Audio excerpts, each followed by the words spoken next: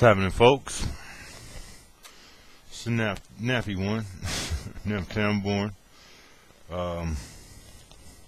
So the fights I caught up on so far, I had to work last night, so couldn't catch them live, but I caught 3 of them this morning when I got home before I went to bed, and figured I'd do the video on those 3 before I catch up on, what was the other one I didn't see?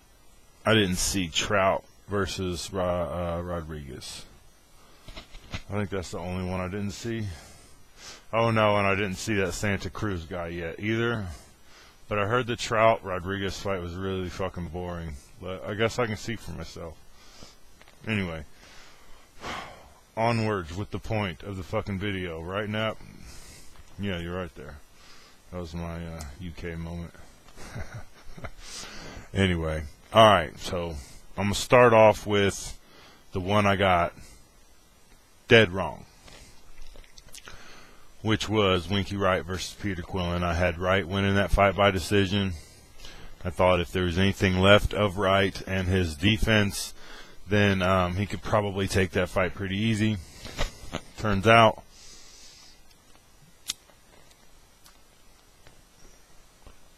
that while Wright looked a bit sloppy on the defensive side last night, Quillin looked really sharp as well.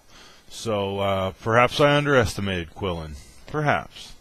We'll see. Winky had enough moments in there for me to still question whether or not Quillin is ready for the top dogs, especially at 160. He's talking about this guy fighting Martinez.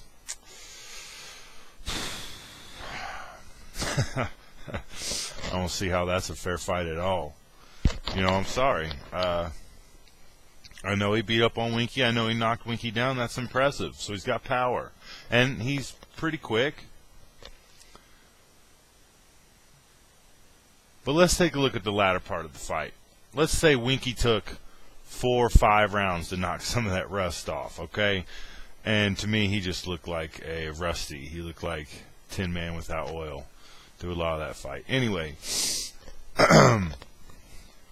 when Wright decided to push himself inside of Quillin and not tie up, when they were actually trading on the inside, Wright was getting the better of those exchanges.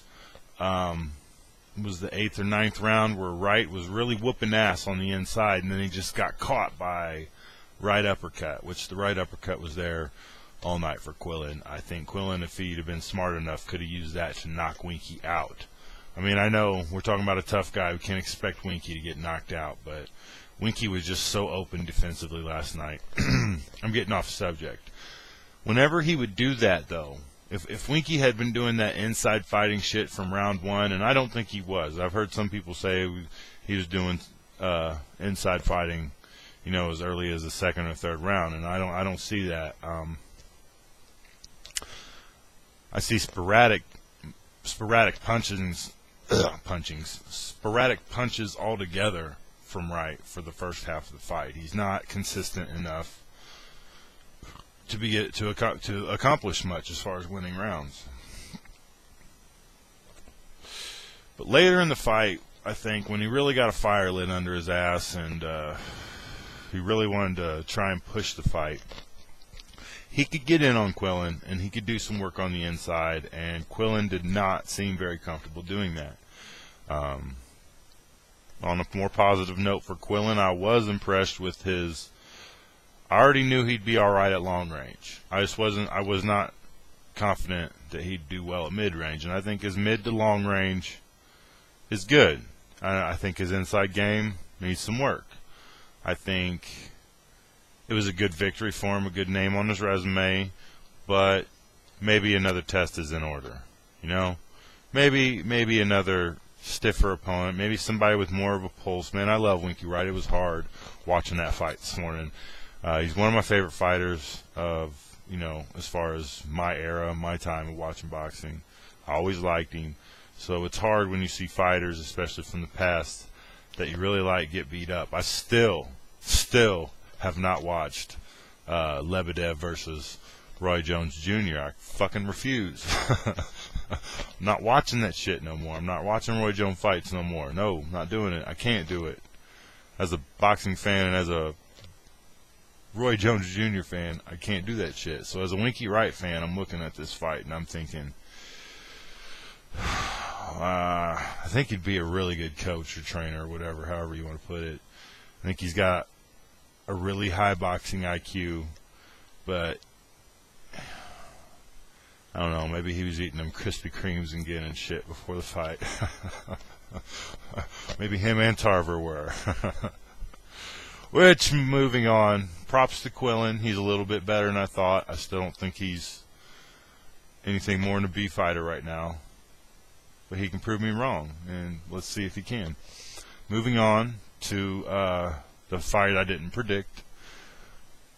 Well, one of the two fights I didn't predict, but I haven't watched the other one yet, so I digress. Bika versus Dai Davis. There's really not much to say about this fight, except Bika was too tough and was just way too strong for Dai Davis. It's just the way it is. That's how it went down. Davis really couldn't do anything to deter Bika from swinging on his ass. Bika hurt him. Bika bullied him. Bika was the general for the fight, and it was a one-sided fight. I think if Bika really wanted to, he could have knocked Dai Davis out. I don't know why he didn't. Maybe Davis was just that tough, which maybe, that's possible, because he was known as having a tough chin before going into this fight. So maybe that's it.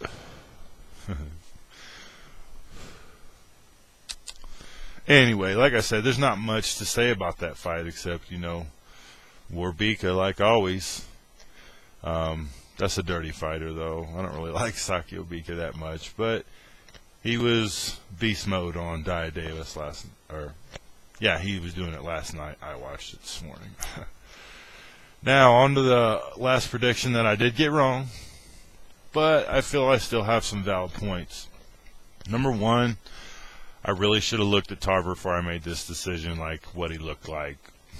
I know he's a 43-year-old man. I know I'm fat, so I know I'm going to catch shit, because every time when I said the shit about Areola way back fucking 2.5 years ago or whatever, still got shit for that. So I know it's hard for fighters, and I know it's hard especially for a 43-year-old man to really have that, like Hopkins, type work ethic and body where he is constantly in shape. But if Tarver could have pushed himself just a little bit, just got himself in shape, I really think this fight would have went entirely his way. I am still not impressed with Kayode.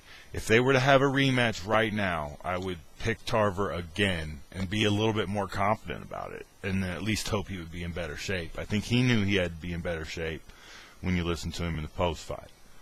So, but that being said, I did have Kayode winning the fight 8-4. I don't agree with the draw. I don't agree with the scorecard that had Tarver winning. I don't know what to say. For me, Kayode won the first 5 rounds flat out. And out of a 12 round, you're telling me he didn't win 2 more rounds after that? He won the 12th. That's at least half. To me, there's just no way Tarver could have won that fight. It was 116-112 on my card. And what was the other round I gave him? Was it the 7th or was it like the 10th? I don't remember. I think it was the 7th. I can't be sure. No, I gave him the 7th and 10th. Ah, fuck. I need to write this shit down again. Anyway, I gave the dude 8 rounds. I gave him the first 5. I gave him 2 more after that. And then I gave him 1 more the last round. I thought Kayode won the last round. I thought that was pretty obvious. I would like to see a slow motion replay of the slip, because I thought Tarver landed a punch while Kayode was coming in, a real short, quick punch, and I wonder if it stunned him, because it wasn't like Kayode hadn't been stunned already multiple times before that. I don't think Tarver was at all ever hurt in this fight, but I do think Kayode was hurt a few times. But, okay, so the first 5 rounds went all Kayode's way pretty much. Once Tarver got into gear, though, there were moments where he could just school Kayode. And Kayode being 29 years old and Tarver being 43, Kayode really should have been able, with the low activity of Tarver, really should have been able to pull off like a really clear decision. And some of those rounds were close. I think even one of the rounds, I could see 7-5 Bika, maybe a draw, but I don't agree with the draw. And I really don't agree with Tarver. And I hate to keep going back and harping on this, but I had Kayode winning 8 rounds to 4. Some of those rounds were close, but at the end, Kayode made up for it in body punches. Now, you got to watch some of those body punches. I'm glad they did a replay of one little flurry where, like, all the body punches were borderline to low. You can't count those, and I didn't. And that affects, he could have maybe won more rounds by not backing up on his back foot. I like that he switched it up and played on his back foot, but I think once he got really hurt by Tarver, he played it way too cautious with Tarver and allowed Tarver back into the fight. But like I said, if Tarver comes into shape and really comes to fight, I think Tarver whoops Kayode much like I had the scorecards. And maybe even I still think he could do a late round knockout. I kind of want to see a rematch. I thought it was a good fight. Now, I've heard some people say it was boring or they were angry about the fight.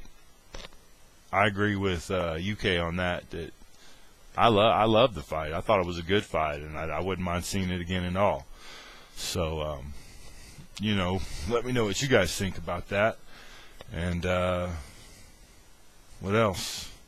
Nothing else to really say right now until I watch Delvin Rodriguez and Trout and then Santa Cruz. Yeah, so, alright, this is NaptownBorn. Deuces.